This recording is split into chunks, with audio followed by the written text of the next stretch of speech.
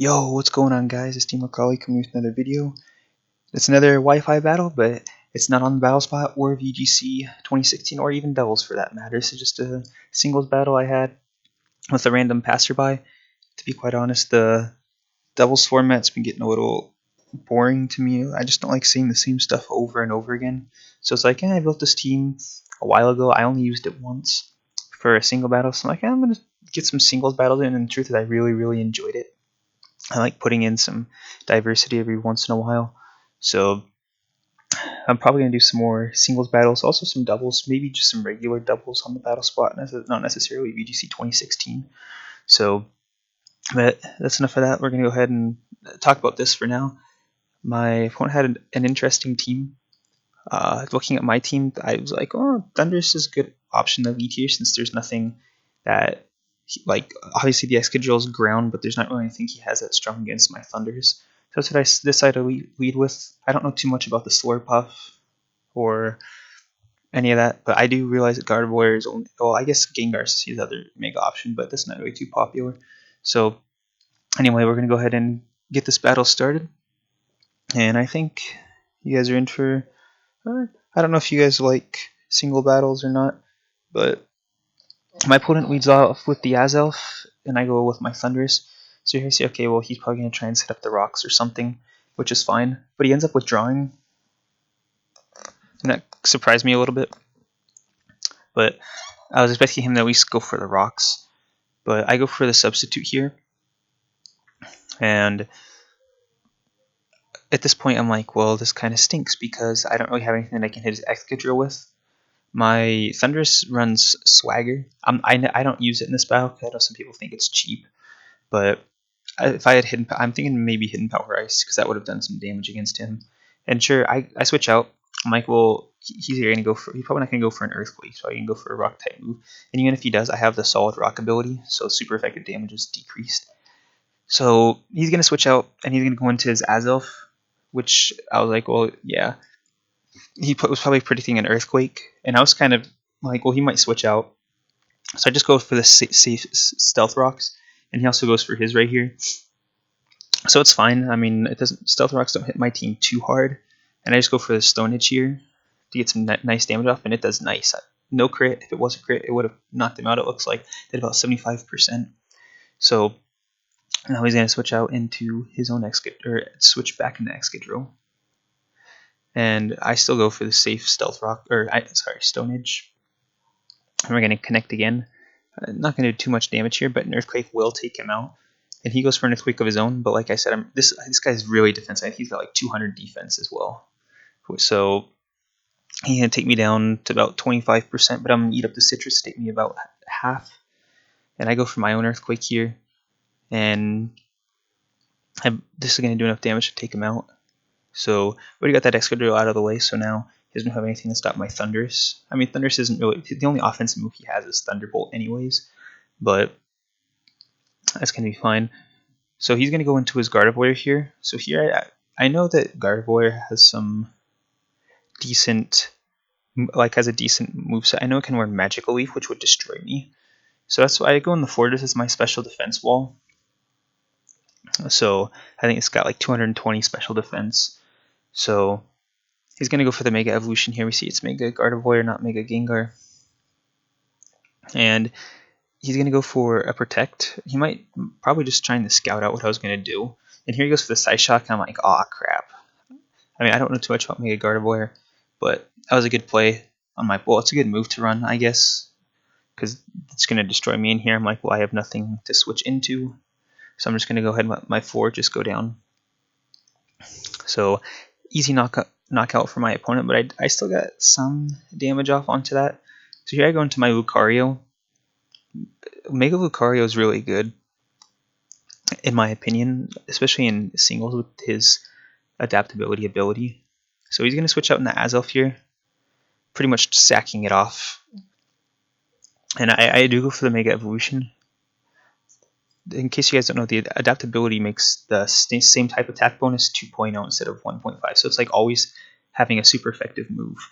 So here I'm going to go for the Bullet Punch, which would have... Well, I don't know if it would have knocked out the Gardevoir. I mean, it does have low defense, but it did have the solid Rock ability. So quite possibly could have survived. So here I see Gudra. I'm like, okay, flamethrower, fire blast, focus blast. We're gonna see something from this bad boy. And I wasn't sure if I could take it out or not. I know it has higher special defense, but I still didn't want to risk it here. So I go back into my Thunderous, and he goes for the fire blast, and he misses. Which, I mean, not too big of a deal, because I mean, Thunderous can't really do much to his Gudra anyways. So I go for a substitute. I'm like, I don't know if he's gonna switch out or if he's gonna try and set up or do something, but he just shows you got the Dragon Pulse. He's going for the safe Dragon Pulse, which is gonna break my sub. And here I'm like, well, I mean, I have Thunder Wave, which is my eventual plan with this thing. I'd like to get a Thunder Wave off because I have my Abomasnow in the back, which I can switch and hit it with a Blizzard, and then Lucario can come in and take it out. So I go for another sub here. No reason not to be honest. And I was like, maybe he'll switch out now, maybe he'll set up now, but now he can't really take the Thunder Wave because Excadrill's gone. So it's fine. I mean, here I get with the leftovers recovery, I'm back at 41. I could set up one more substitute, but I'm like, he's not playing around, so I just go for the Thunder Wave here. And I'm not really hoping for a para. I just want to get that slow. So he's gonna get the Dragon Pulse off. And it's gonna take out my Thunders, which is fine. I mean, Thunders can't really do too much to his team now, so we're in good position.